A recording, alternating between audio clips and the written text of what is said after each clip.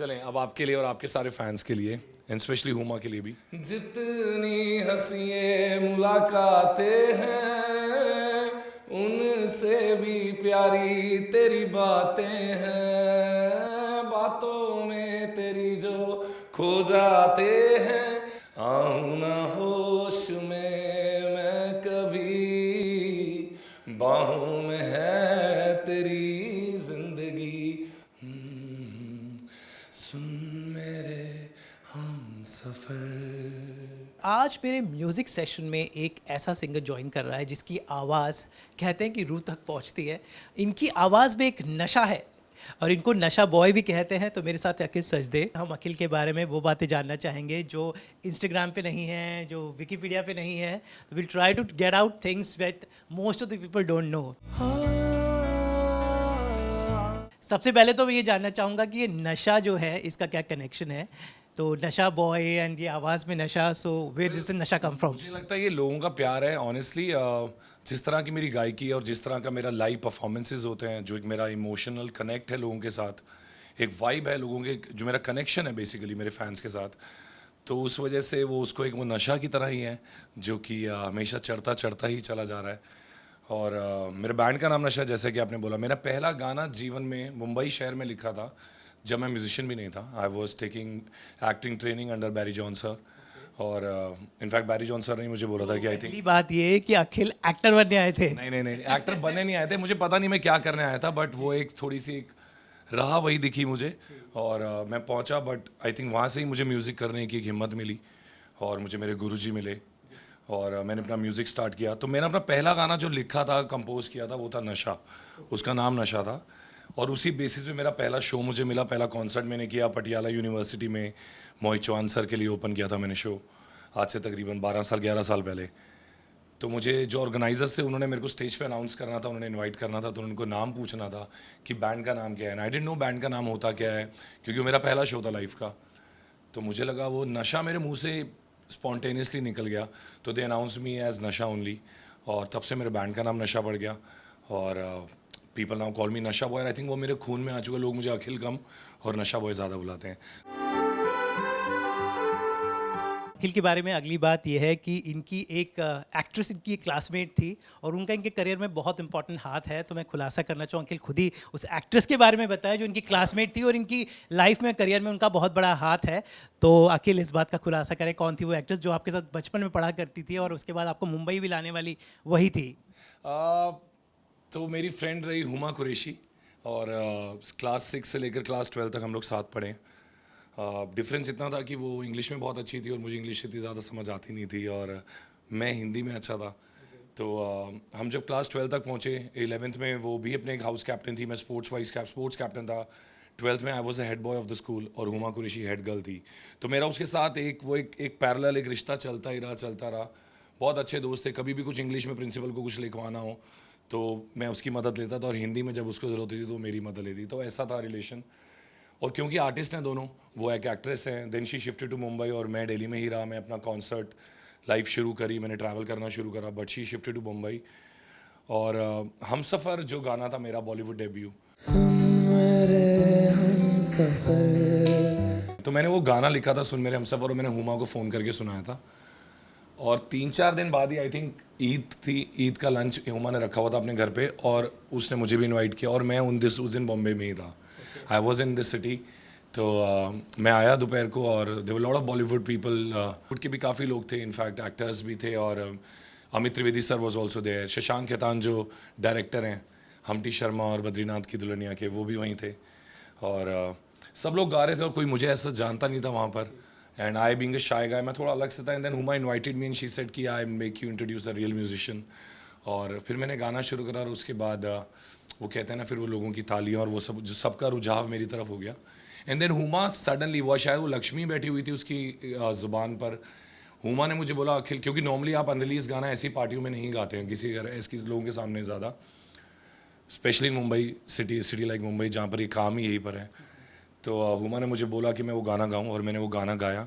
और आप मानेंगे नहीं, जैसे मैंने गाना वो ख़त्म करा गिटार पे और शशांक खेतान पीछे से आए और उन्होंने मेरे को बोला कि हाय अखिल, मेरा नाम शशांक है और मैं अपनी एक अगली फ़िल्म डायरेक्ट करने वाला हूँ, बद्रीनाथ की दुल्हनिया, जो कि हम्टी शर्मा की दुल्हनिया की ही सीरीज़ है, बट ये फिल्म 2 साल के बाद आएगी। अभी मैं स्क्रिप्ट शुरू कर रहा हूँ, पर मुझे ये गाना आपका अभी चाहिए।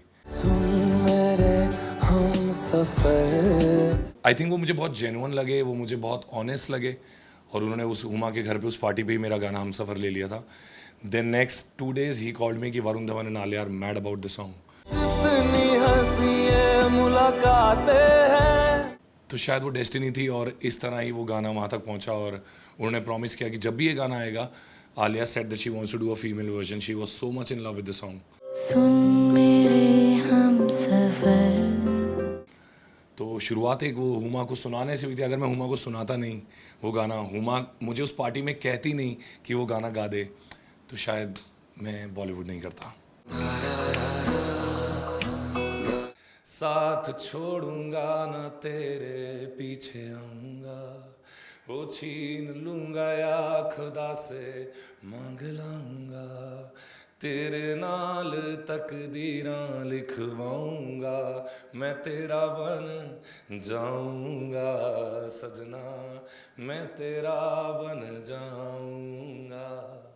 मेरी राहें तेरे तक हैं, तुझ पे ही तो मेरा हक है, इश्क मेरा तू बेशक है, तुझ पे ही तो मेरा हक है। लेकिन आपके करियर का टर्निंग पॉइंट आया कबीर सिंह का, because Kabir Singh was that song, you know, तेरे लिए मैं जहाँ से टकराऊंगा। the youth just identified with it, और अब नशा का रियली आपने नशा घोल दिया। तो how important was Kabir Singh in your career and specially that song? Kabir Singh obviously बहुत इंपॉर्टेंट होगा। आपने देखा होगा मेरा करियर ग्राफ, मैं खुद कंपोजर, राइटर, सिंगर हूँ, तो अभी तक ऐसा नहीं हुआ कि मुझे बहुत लोगों ने गवाए हैं गाने। मैंने ज़्यादातर गाने अपने ही गाए हैं, कंपोज करे हैं। तो बहुत ज़रूरी होता है एक आर्टिस्ट के लिए अपने म्यूज़िक को सामने लेके आना, और हम सफ़र इतना बड़ा हिट हो गया था कि मुझे देश विदेश के कोई ऐसे अवार्ड्स नहीं थे जो मुझे नहीं मिले होंगे। तो बहुत इंपॉर्टेंट था कि वो प्रूव करना अपने आप को कि you just not made for one song. तो उसके बाद कबीर सिंह जब हुआ तो टी सीरीज़ को मैंने गाना भेज रखा था, और टी सीरीज़ को everybody in T series team they all were madly in love with the song. तो उन्होंने संदीप वांगा सर को भेजा, and he went mad for the song. उनको बहुत अच्छा लगा गाना। तो फिर मेरी एक ही मुलाकात हुई उनसे, और उन्होंने मुझे बुलाया गाने के लिए। मुझे लगा शायद वो कुछ चेंजेस कराना चाहते हैं। इनफैक्ट आप मानेंगे नहीं, एक भी सिंगल वर्ड जो भी लिखा गया था, और जो भी कॉम्पोजिशन मेलोडी गाई थी, और जो भी इंस्ट्रूमेंटेशन यूज़ हुई थी, कुछ चेंज नहीं कराया उन्होंने। और वो गाना 2019 का सबसे stream, the most stream song in 2019, it was signature. Yes yes, it became my signature post हम सफ़र। तो आई थिंक वो मेरा दूसरा गाना था जो कि आज तक भी इतना एवरग्रीन हुआ पड़ा, आज तक भी ऐसा लगता है अभी कल ही बना हो गाना। अखिल की रोमांटिक गाने तो आपने सुने होंगे, लेकिन अगला राज जो मैं अखिल के बारे में खोलने जा रहा हूँ कि he is a very spiritually inclined person, और जितने ही रोमांटिक गाने बनाते हैं उतने भगवान के भजन भी उन्होंने बताए हैं।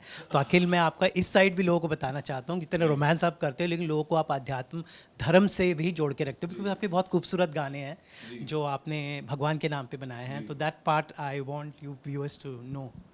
वेल, मैं इतना ज़्यादा ऑनेस्टली रिलीजियस नहीं था। मेरा रिलीजन म्यूज़िक है। मैं ऑनेस्टली सिर्फ जब तक रियाज़ करता हूँ, जब भी संगीत में रहता हूँ, डूबा रहता हूँ, और मैं बहुत डूबने वाला इंसान हूँ। तो मैं जब तक उसमें रहता हूँ, मुझे लगता है ईश्वर के साथ मेरा एक कनेक्ट है। बट इट्स स्पेशली 2.5 साल पहले when I lost my mother, तो उनके जाने के बाद आई थिंक वो मेरे को जीवन में राम के नाम की महत्वता दे के गई। वो हर समय हम एक दूसरे को ग्रीट करते थे राम राम बोलते ही। तो आई थिंक वो शब्द भी मेरी लाइफ से चला गया था मेरी मॉम के जाते ही। तो वो मुझे वो शायद माँ की याद को कायम रखने के लिए, या फिर शायद ये मेरी माँ ही चाहती थी कि मैं वो राम नाम लेता रहूं। आई थिंक मैं उनके जाने के बाद मेरी जीवन बदल गया, और मैं बहुत ज़्यादा स्पिरिचुअलिटी की तरफ चला गया।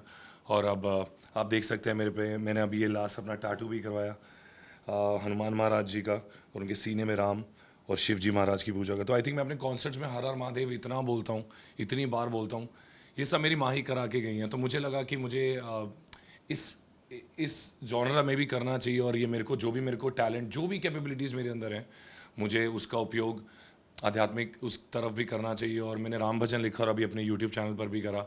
इनफैक्ट मेरा अभी टी सीरीज़ के साथ नेक्स्ट मंथ महादेव बाबा, भोले बाबा के ऊपर भी एक भजन आ रहा है जो मनोज मुंतशिर सर ने लिखा है। तो बस मैं अपनी आवाज़ देना चाहता हूँ। आई थिंक एक आवाज़ ही मेरा ज़रिया है जो मेरी माँ तक पहुँच सकती है, और ईश्वर से कनेक्ट कर सकती है, और अगर आप सबको वो फील करा सकती है तो इससे बेहतर कोई चीज़ नहीं हो सकती।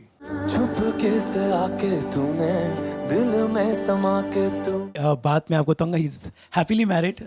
लॉकडाउन के दौरान इनकी शादी हुई थी। आपके इंस्टाग्राम पे इनकी पत्नी के साथ फोटोग्राफ देख सकते हैं। अखिल, ज़िंदगी कितनी बदल गई, शादी हुई। आपकी शादी भी लॉकडाउन में हुई 2000 में, जब लॉकडाउन में थे जयपुर में आपकी शादी हुई। It was most talk about. So how is life changed, how is Tania change your life? Well, I'm so glad you know her name. You've done you've done your research amazingly well.